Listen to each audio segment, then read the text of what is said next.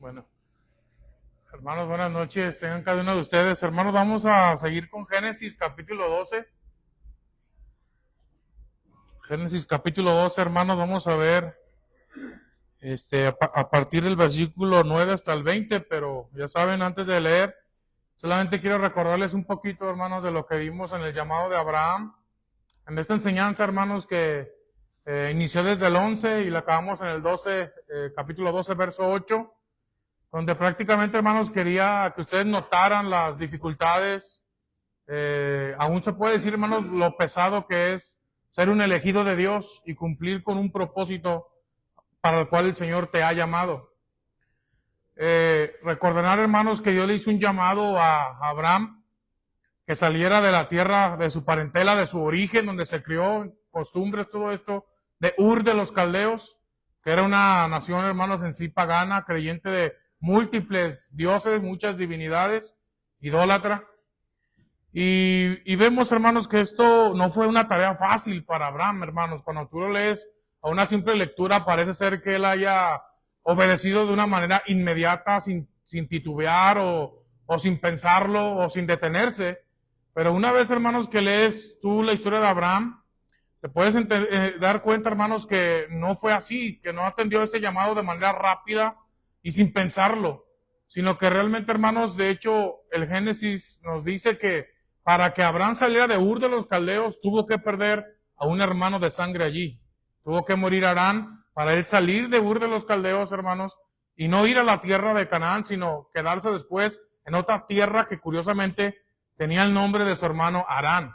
Esa tierra se llamaba Harán. Entonces salió de Ur de los Caldeos y se fue a vivir a Harán. No a la tierra que Dios le dijo que le iba a mostrar, que es Canaán, sino que se fue a otra tierra, hermanos, y ahí se quedó a vivir. Entonces, hermanos, eso es lo que yo quería que ustedes contemplaran, hermanos, y pudieran entender que no es un llamado así, hermanos, como que voy de todas, me olvido de todo, así de fácil, de un momento a otro, sino que, hermanos, vemos que tuvo complicaciones Abraham en su llamado, y esto, hermanos, se entiende porque humanamente tenemos un anclaje, un amor hacia los nuestros parientes. Imagínate ir a otro país, a otra tierra donde no hablan tu idioma, donde no tienen tus mismas costumbres. O sea, todo esto involucra, hermanos, una adaptación que yo creo que no es fácil para nadie, simplemente de un momento a otro, dejarse y lo que ya conoce, donde, digamos, se mueve con confianza, e ir a una tierra desconocida, hermanos, donde él no conoce, no es algo sencillo. Después, hermanos, él se quedó a vivir ahí en Harán, y no es hasta que muere su padre, Taré, hasta que, hermanos, cumple el llamado de Dios de ir a observar la tierra de Canaán que iban a heredar sus descendientes genéticos, los hijos de Abraham, los hijos de Israel. Entonces, hermanos, eso es lo que yo quiero que tengas fresco ahorita, porque yo considero, hermanos, que muchas veces tú y yo tenemos como muy idealizados a estos hombres de la fe, hermanos, que son nuestros ancestros por la fe en Dios, el único Dios verdadero, y pensamos que no hubo trabas, no hubo dificultades. Pensamos, hermanos, o al menos así yo cuando antes pensaba en ellos, los pensaba como superhombres, que son fáciles de despojarse, que no se les atraviesa nada en su camino, que están tan enfocados que van al punto, pero lo que nos muestran las escrituras, hermanos, es que no es así, sino que, hermanos, hay dificultades, hay trabas, hay cosas que detienen tu llamado. Pero de todos modos, hermanos, recordarán que yo concluí este capítulo diciéndoles que ahí salta a la vista una doctrina que en el calvinismo se llama la gracia irresistible, un llamado irresistible, hermanos, donde cuando Dios te elige y te selecciona, te traza un camino, vas a cumplirlo, hermanos, de todos modos, independientemente de tus debilidades, de las debilidades de cada uno del que recibe el llamado, hermanos. Dios hace que las circunstancias obren para que usted y yo, hermanos, si somos elegidos y llamados, cumplamos, hermanos, esa voluntad de Dios, como lo fue con nuestro ancestro Abraham, llamado el Padre de la Fe. Entonces, hermanos, quiero que me acompañen en una oración antes de comenzar con la lectura. Padre Celestial, te doy gracias, Señor, por esta noche. Señor, que nos permites, que nos obsequias, Señor, esta vida. Te pido, Padre, que bendigas este momento, Señor, en el cual meditaremos en uno de los hombres que nosotros tenemos como de los mayores referentes en cuanto al camino de la fe o vivir como creyente, tenemos en esta tierra, que es nuestro Padre Abraham. Te pido, Señor, que tu Espíritu Santo me use, hable a nuestros corazones, a nuestras mentes, que nos fortalezca y que nos ayude a vivir en esta travesía que cada uno de los que estamos aquí como iglesia, redimidos del Señor, tenemos en lo particular un llamado y cada uno una travesía y un destino o circunstancias que atravesaremos diferentes, pero que en sí vamos hacia una misma fe y tenemos un mismo Dios. Señor, tú conoces la travesía de cada uno de los que estamos aquí y por eso te ruego, Padre, que podamos aprender de tu palabra para resistir las pruebas que vienen a probar nuestra fe, a examinar nuestra fe y que a última hora la fortalecen, porque así es tu propósito, oh Señor, de perfeccionarnos hasta llegar a ser a imagen de tu amado Hijo Jesucristo. Por eso, Padre, te pido que nos bendigas en esta noche, Señor, con esta meditación y este estudio de tu bendita palabra, la cual nos ha dado fe, esperanza y vida eterna. Te agradezco, Padre, esto en nombre de Jesús. Amén. Hermanos, acompáñenme ahora sí la lectura, Génesis capítulo 12, versículo 9, y lo vamos a terminar hoy el 12, que es hasta el verso 20.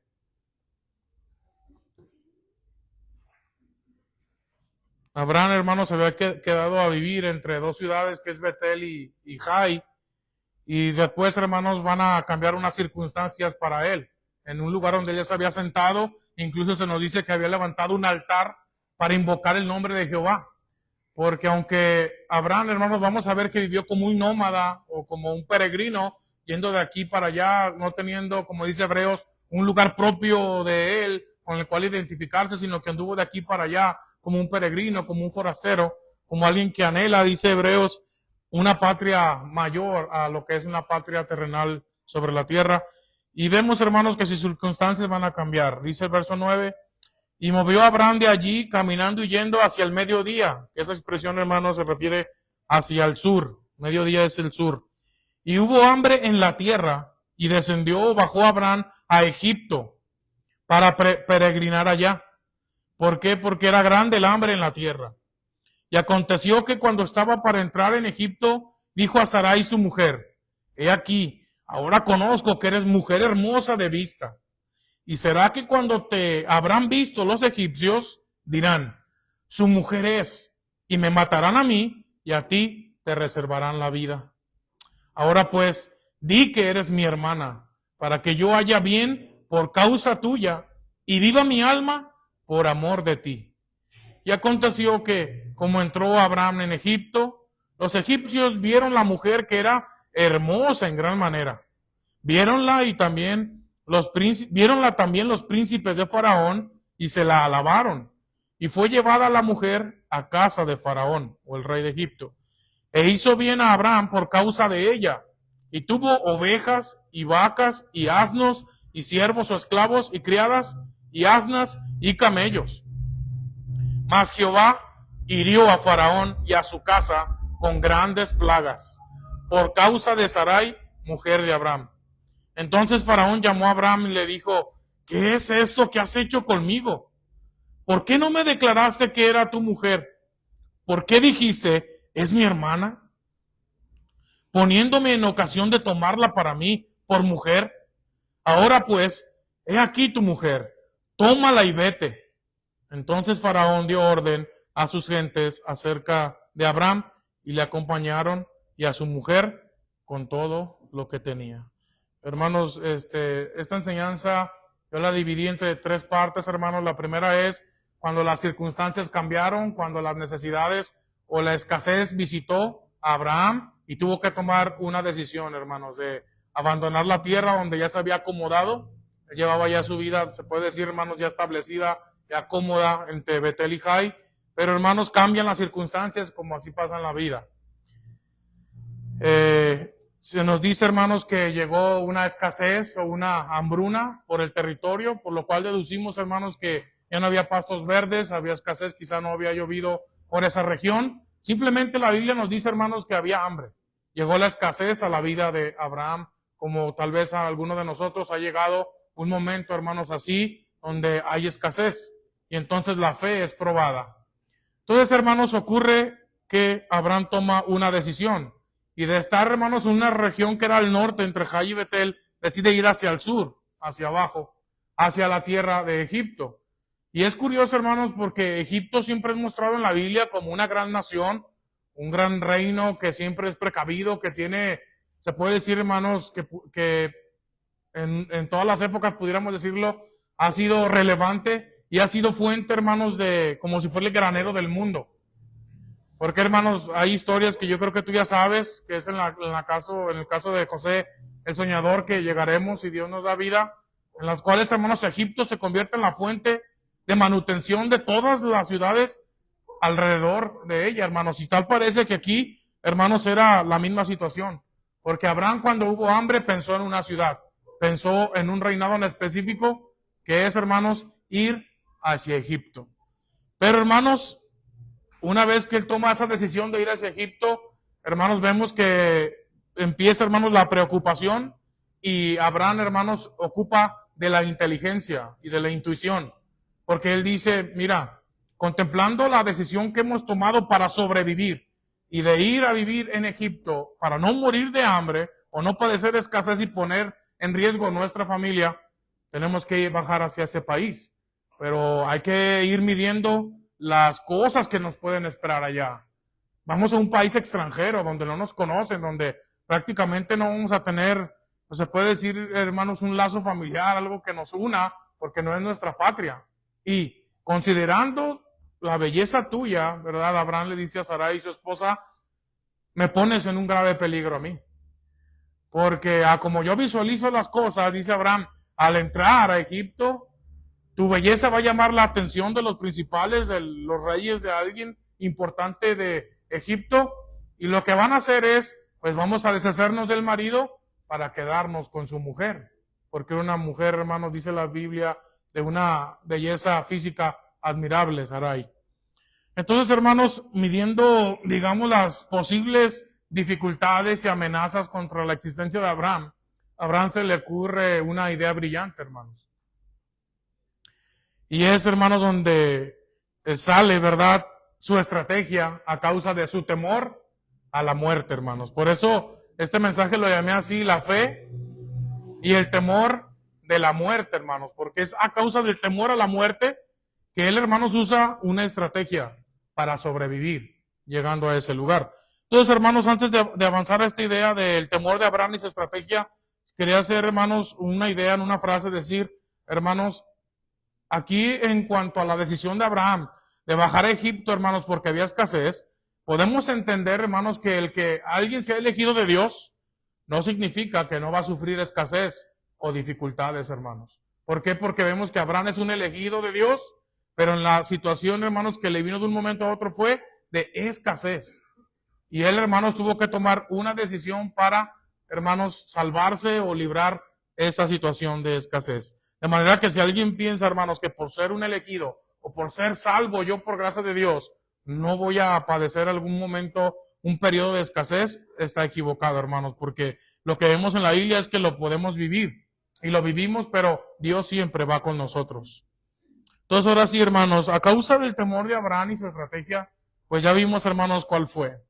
Abraham ya analiza la situación, sabe los riesgos que implica, y él dice, vamos a hacer una cosa, Sarai, por amor a mi vida, tú tienes que dar un falso testimonio o mentir.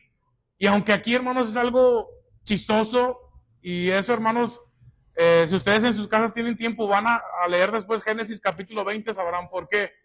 Porque el hecho de que Abraham, hermanos, le diga a Sarai, tú di que eres mi hermana, no es en sí, hermanos, una mentira totalmente, es algo chistoso. ¿Por qué, hermanos? Porque realmente Sarai era hermanastra de Abraham. Es decir, hermanos, que era una hija de su padre Taré, pero tenida con otra mujer. Así que también, hermanos, yo decir como que dar un falso testimonio o decir que dijo una mentira absoluta es difícil de decirlo, hermanos, porque sí era su hermanastra. De manera que esa expresión de que le dice, tú di que somos hermanos, no es del todo una falsedad, hermanos, más sí es una, como dicen a veces, una media verdad, ¿no? Porque sí era su hermanastra, pero también era su mujer, su esposa.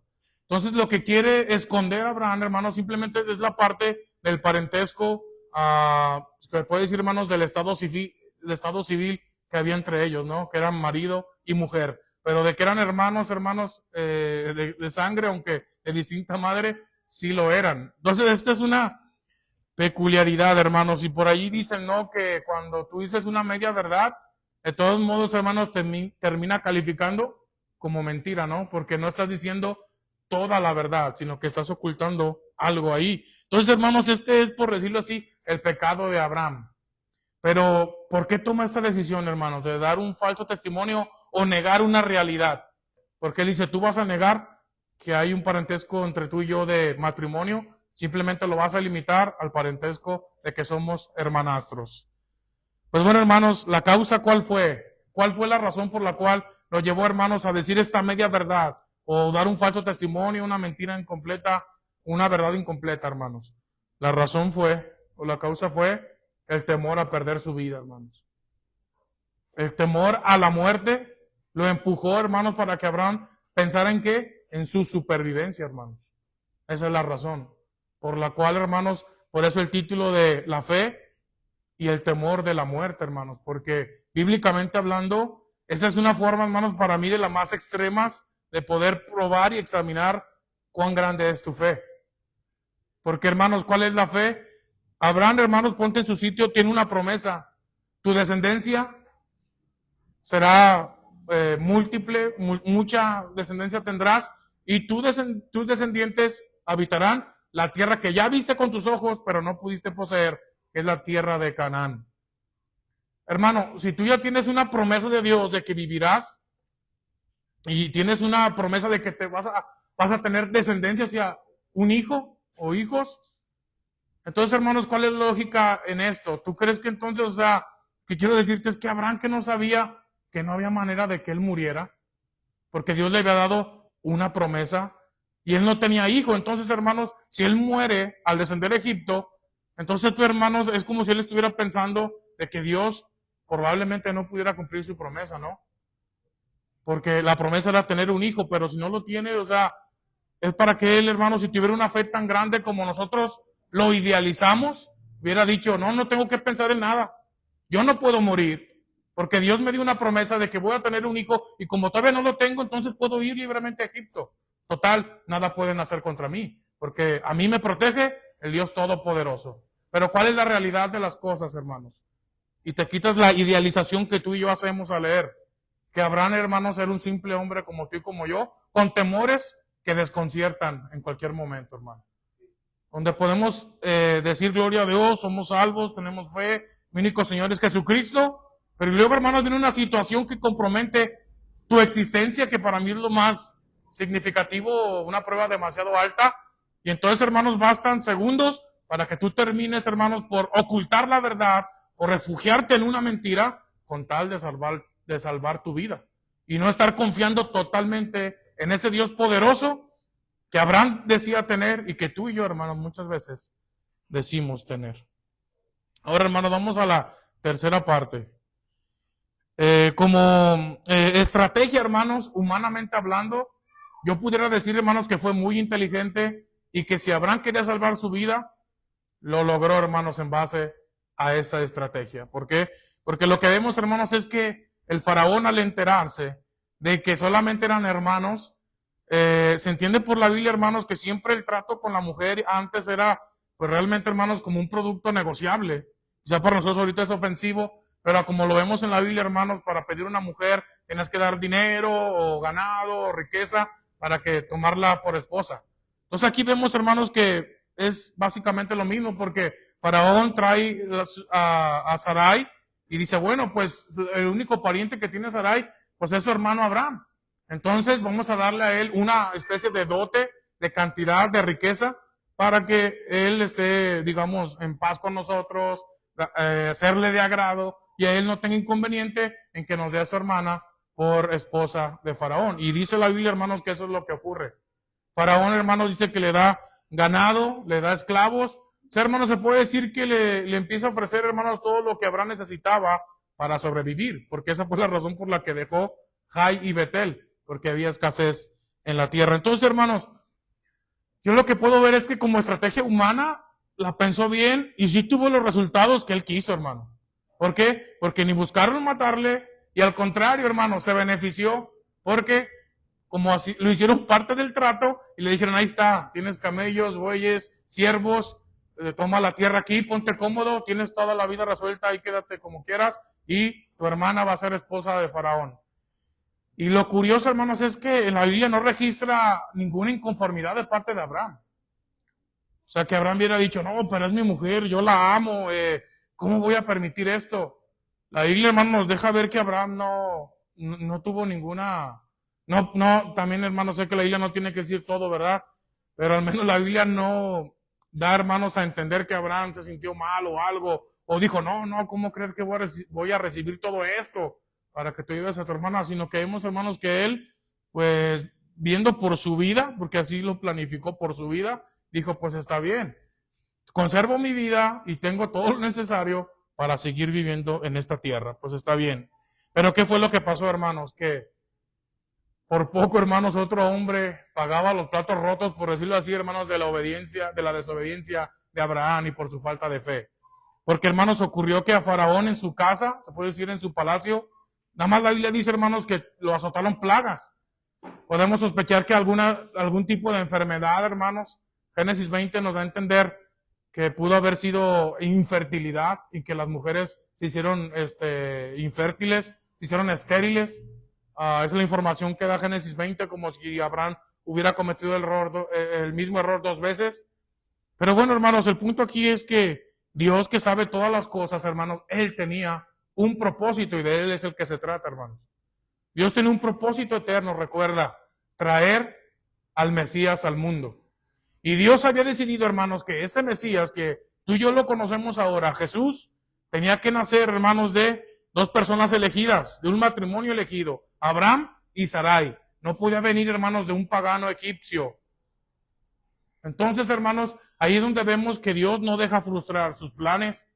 Porque si el propósito de Dios, hermanos, hubiera dependido de la voluntad de Abraham, si tú te fijas, el plan de Dios no hubiera resultado, hermanos. Sino que Sarai hubiera, hermanos, permanecido siendo la mujer de un rey pagano y teniendo unos hijos, hermanos, fuera del pacto, fuera del propósito, fuera de todo lo que Dios había dicho. Sin embargo, hermanos, aquí es donde Dios interviene y podemos deducir, hermanos, que le revela a Faraón que esta mujer, Sarai, con la cual él piensa casarse, está ya casada con Abraham. Y es la razón por la cual en su casa hay enfermedad. Dios lo está azotando. ¿Por qué? Porque está queriendo tomar por mujer una mujer que ya tiene dueño, que ha sido escogida para ser con Abraham. Y es aquí, hermanos, donde ahora Faraón, si te fijas, yo me lo imagino molesto, hermanos, encara a Abraham de todos modos. Y yo puedo pensar, hermanos, que hasta Abraham dijo, híjole, yo pensé que me había salido ya con la mía, pero otra vez mi vida corre peligro. Porque yo veo, hermanos, en sus palabras, o así lo imagino, que una vez que se entera, hermanos, de que no fue un deshonesto Abraham con el Faraón, hermano, dice, ¿por qué has hecho esto conmigo? O sea, ¿qué mal te hice yo para que me hicieras acarrear este juicio? Que por poco tomo tu mujer por tu negar ese lazo matrimonial que hay entre ustedes. Yo me imagino, hermanos, por la confrontación y el poder que tenía el Faraón, yo pienso que Abraham volvió a sentir ese mismo miedo, hermanos, que sintió cuando dijo, vamos a hacer este plan, Si te dice que ¿qué somos? Tú di que somos hermanos, porque Abraham tenía miedo de morir. Y yo me imagino, hermanos, que a última hora, cuando Dios saca toda la luz y se da cuenta del engaño que hizo Abraham, de todos modos, Abraham, hermanos, sintió miedo, hermanos, y pensó quizá, híjole, yo por ahora ocultarle y Dios revelarle a Faraón, él a sabiendas de la verdad, quizá por la enfermedad que Dios le azotó a su familia, ahora se las va a desquitar conmigo y me va a matar. Y era lo que justamente yo quería evitar. Entonces, hermanos, así es como concluye la historia, ¿no? De Abraham hasta este momento, donde Dios tuvo que intervenir para que sus planes no fueran frustrados. Y Sarai, hermanos, volvió a ser mujer de Abraham. Y Abraham, hermanos, aunque quizá temió por su vida, Dios lo libró del poder de Faraón. Porque le digo simplemente, ya lo que te di ya es tuyo, pero sal de mi tierra, sal de mi reino. Lárgate de aquí, en pocas palabras, hermanos. Entonces, hermanos, vemos que Dios no estaba contento con ese hecho de que Sarai, la elegida mujer de Abraham, de la cual nacería Jesús, fuera tomada por un rey pagano, porque eso iría en contra de sus planes. Entonces, hermanos, esto es lo que de la historia aprendemos. Y vemos, hermanos, cómo Abraham era un simple humano frágil como tú y como yo, que en un momento, una situación puede hacernos, hermanos, desconfiar y llegar a dudar de Dios y sus promesas. Y empezar, hermanos, a maquinar una estrategia que nos resulte. Y que sí nos puede resultar, hermanos, como Abraham, pero, hermanos, Dios tarde o temprano saca toda la luz. Hermanos, quiero concluir de la siguiente manera. Luego de leer esta historia, hermanos, aprendemos que el ser elegido, primeramente, no garantiza que no pasaremos por periodos de escasez. Abraham los pasó. Pero sí aprendemos también, hermanos, que en medio de las dificultades, amenazas o peligros, ahí en esas situaciones, nuestra fe será probada. Debemos confiar en Dios, hermanos, para mí la grande lección de esto, y no en estrategias humanas.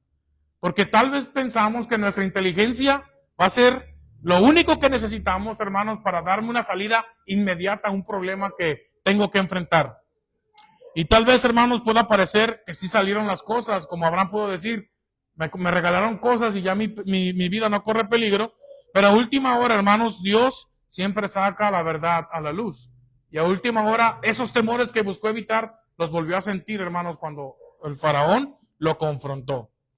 Y entonces, hermanos, así también pasará con nosotros en nuestra vida. Muchas veces cuando llegamos a tropezar a nuestra fe ser tambaleada. Pero aún, hermanos, todas estas cosas que nos quedan como experiencias nos hacen más conscientes, hermanos, de quién es el Dios en el que creemos o decimos confiar. Porque, hermanos, podemos decir como Abraham que confiamos en Él, pero tomar decisiones que parece decir que no confiamos tanto como decimos con nuestros labios. Pero Dios le demostró a Abraham, si te fijas, hermanos, como grande lección, que tú no tienes que hacer nada, ninguna estrategia humana. Si yo prometí, yo estaré contigo y yo seré tu escudo protector. Porque Él salió de Egipto, hermanos, sin ningún solo daño. ¿Pero por qué, hermanos? No por su astucia, sino porque Dios, hermanos, fue el que lo protegía. Y esa lección, hermanos, es la que aprendió Abraham y es la que todos nosotros tenemos que aprender. Así que, hermanos, en este momento quiero hacer un llamado a los que no son cristianos y que por alguna razón quizás llegan a ver este mensaje en esta noche. En este mundo y sus circunstancias, a veces, hermanos, parece que vivir de una mentira es la respuesta inmediata para aliviar todas nuestras preocupaciones. Yo diría a todos ellos, ¿cómo pudiera ejemplificar en nuestra actualidad lo sucedido con Abraham, que quiso vivir de una mentira cómodamente en Egipto? Y tal parece que así sucedía, porque tuvo todo lo necesario y escapó de los temores de la muerte por algún tiempo. Yo quiero hacer un llamado a los que no han creído en Jesús y decirles, ¿será que ustedes viven mintiéndose y engañándose a sí mismos? ¿Solo porque mentirse y engañarse a sí mismos ahuyenta sus temores? Hoy, mucha gente cree que no hay infierno. Mucha gente cree que no hay lugar de castigo, que no habrá un juicio. Y eso le es más conveniente, aunque sea una mentira. ¿Por qué es más conveniente? Pues porque le facilita vivir haciendo cuanta maldad quiera, sin temer a un día darle la cara a Dios y pagar las consecuencias. Otros prefieren vivir en otra mentira, como Abraham se engañó. Otros prefieren creer que hay un cielo para todos, porque todos somos hijos de Dios. Y que si alguno hizo por allí alguna maldad, es normal, todos somos pecadores.